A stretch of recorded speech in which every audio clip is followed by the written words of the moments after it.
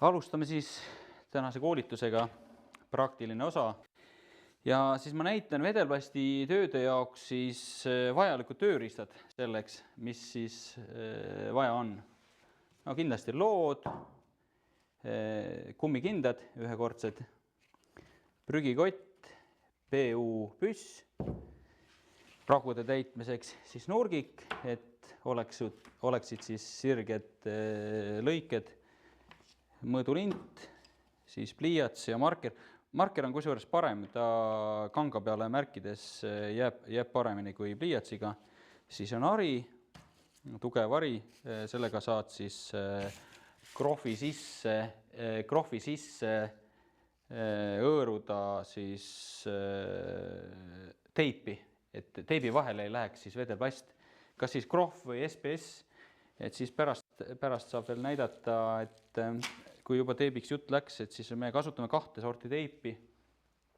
Üks on siis kiviteip ja teine on siis spetsiaalne paberist teip. Et see on siis Triflexi tehase toode, et iga teip ei sobi selleks. Ja kiviteip on selleks, et kivi pealt ei kukuks sul teip maha, kui tuleb tugev tuul või et selle paberteibiga ei saa seda teha, et jõuad vedelplasti kokku segada, siis kukub teip maha. Järgi proovitud, ei tööta. Siis tünni avaja, et jube palju aega läheb selle tünni avamise peale aega, et see avaja on nagu üks oluline osa. Siis aluspindade puhastamiseks traatari, teravad käärid, rätsepa omad, et ei sobi ükski teised käärid. Siis nuga nurkade lõikamiseks või kuskil, kus ligi ei pääse, segamispulk väike ja siis suur pulk suures tünnis, kui nüüd mikserit ei ole, et kõik tünnid, mis tuleb korralikult läbi segada, kõik komponentid, et vedelik tõuseb pinna peale ja siis paks vajub alla. Kui korralikult läbi ei sega, siis materjal ei pruugi kivistuda või siis ei ole päris see materjal. Siis radiaatori pintsel, sellega saab siis viimistlust teha ja siis on üks väiksem pintsel. Rullivars, mul on need igaks juhuks 2 tükki, et ühega siis surun nurga sisse, et nurk ei jääks õhku. See on väga oluline osa, et seda ei juhtuks. Loomulikult kaal tünni peal on tegelikult kaalud kirjas, et ei pea nuputama, aga kui vahest on vaja kaalu, siis see kaal on nagu hea ikkagi, et ta on olemas. Siis mõõdulusikas ja katalüsaator, et see on siis see kõvendi, mis segatakse siis vedelplasti sisse. Siis muidugi liivapaber, mida suurema teraga, see on 40, et metall, ühesõnaga pinnad, mis vajavad karrestamist, siis suurema selle liivateraga on parem. Siis üks oluline asi on laser, millega sa mõõdad pinnatemperatuuri, et oluline selle poolest, et sa tead täpselt, mis temperatuuriga see materjal kokku segatakse. Et kui sa vaatad telefonist seda temperatuuri, siis see tegelik temperatuur võib olla midagi muud, kui päike paistab pinna peale, siis pind võib olla kuumem kui tegelikult. Siis niiskuse mõõtja, et nagu ma eelmine kord rääkisime, et siis aluspind ei tohi olla märjem kui 6% siis veesisaldus, on ta puit, betoon, krohv, et vastasel juhul tuleb vedelplast maha. Siis rullid, spetsiaalsed rullid, siit ei tule tükke välja, et tavaliselt maarirullid ei sobi selleks. Et kui sa vedelplasti tõmbad, vedelplast on viskoosne materjal ja siis maarirulliga jäävad tükid sisse, karvakesed, ja see rikub viimistluspinna ära, et siis eri suurusega. ja siis loomulikult puhastuslapid. Iga peale tööetappi tuleb siis tööriistad ära puhastada. Et selge, kui sa päeva lõpuks tööriistu puhastama hakkad, siis sa võid nad ära visata, et ei paista sealt alt midagi välja. Siis lähme siis edasi.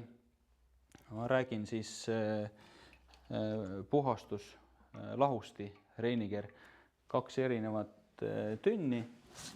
See on suurem tünn ja see on väiksem tünn.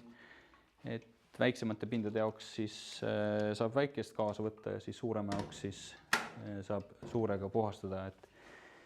Ja lahusti kasutamiseks tegelikult spetsiaalsed kindad, et see lahusti läheks läbi naha organismi. Et siit ei tule läbi, et palja käega ei soovita teha ja puhastada. Et siis, kus me lahustit kasutame kõiki aluspindasid, aktiveerime plastikut, metallpinnad ja siis karestame. Et metalliga on nüüd 2 asja, et metalliga on kruntimistabel, on Triflexil kruntimistabel, mis siis ütleb seda, et kui krunti ei ole, on variant, et karestatakse metall ära ja siis lahustiga tõmbad muidugi enne puhtaks, et see ei oleks mustust ja midagi all. Ja siis karestatakse see metall ära, on ta siis roostevaba või on värvitud metall. Ja siis tõmmatakse kuiva selle lapiga tolm ära. Siis PVC puhul, et seesama Pro detail, millest ma praegult räägin, PMMA materjal, et PVC aktiveeritakse lahustiga ennem. Et teibitakse siis ära see piirkond, kus vedelplasti tehakse ja siis lahustiga käiakse see PVC üle ja ta muutub kohe pehmeks.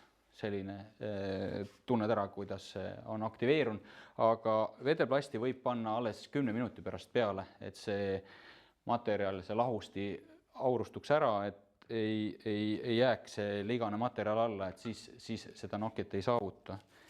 Ja bituumen, et seesama PMMA materjal tegelikult nakub absoluutselt kõikide materjalidega, siis vastavalt kruntimistabelile tuleb krunte kasutada, et klaasi, siin on mul klaas, et oleme nakkekatseid teinud siin 2018, et klaasiga ideaalselt nakkub ja ei ole maha tuld. Et ei ole maha tuld, et väga tugev, et olen ka proovinud siin mingi konkurentide omasid, et jah, ei ole häid materjale, et see klaasikrunt, et Triflex oma töötab väga hästi. Siis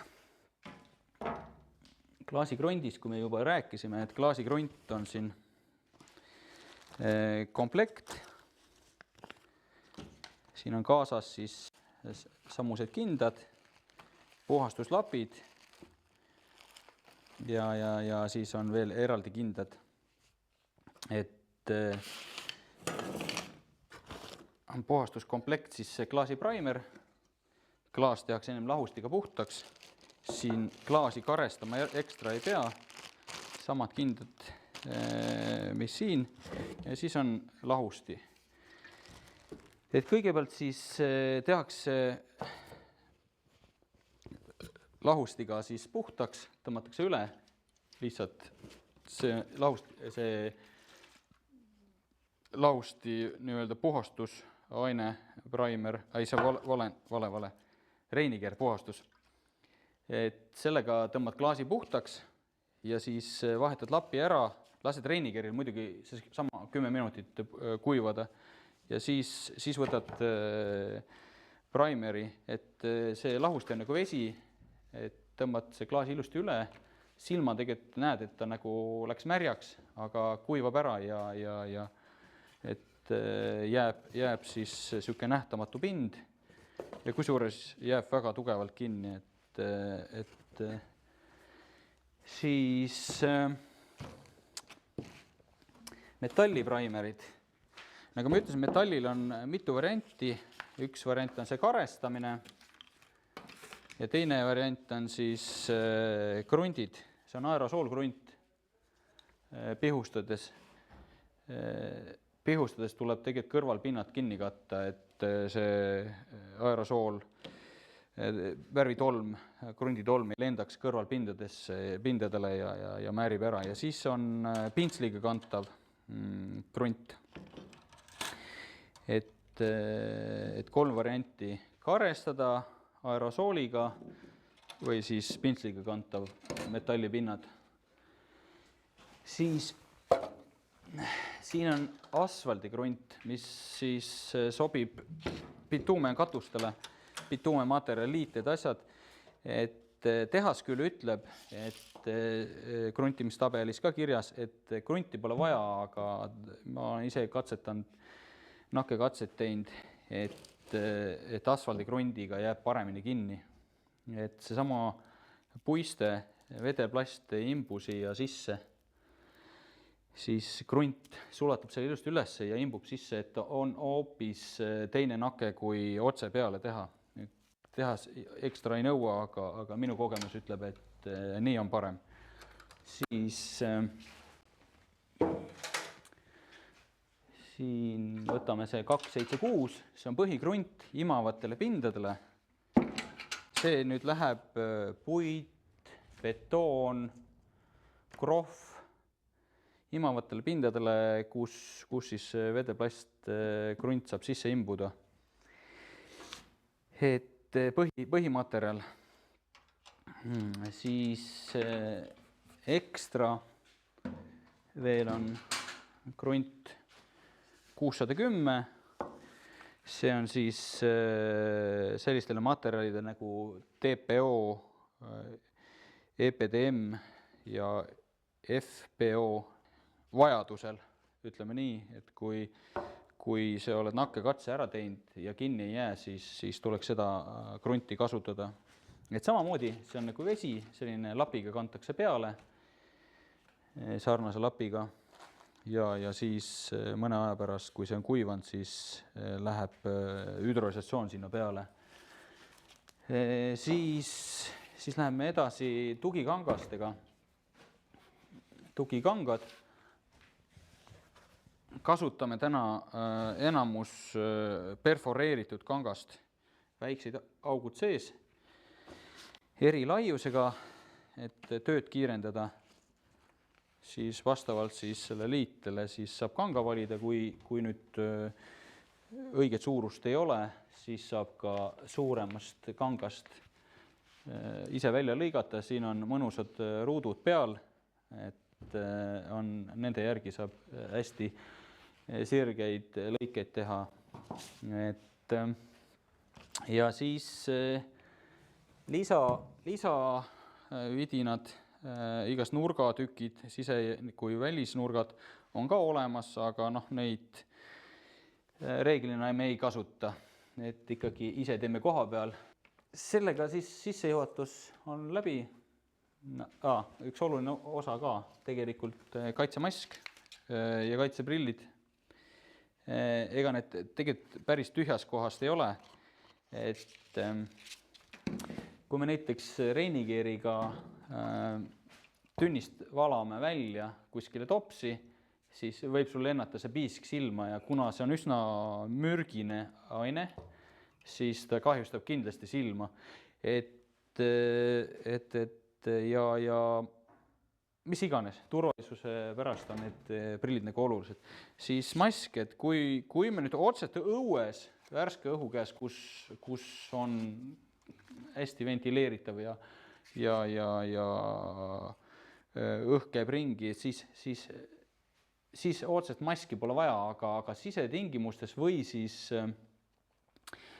on telgi all või kuskil rõdunurgas, kus tuul ei puhu, siis seal võiks maski kasutada.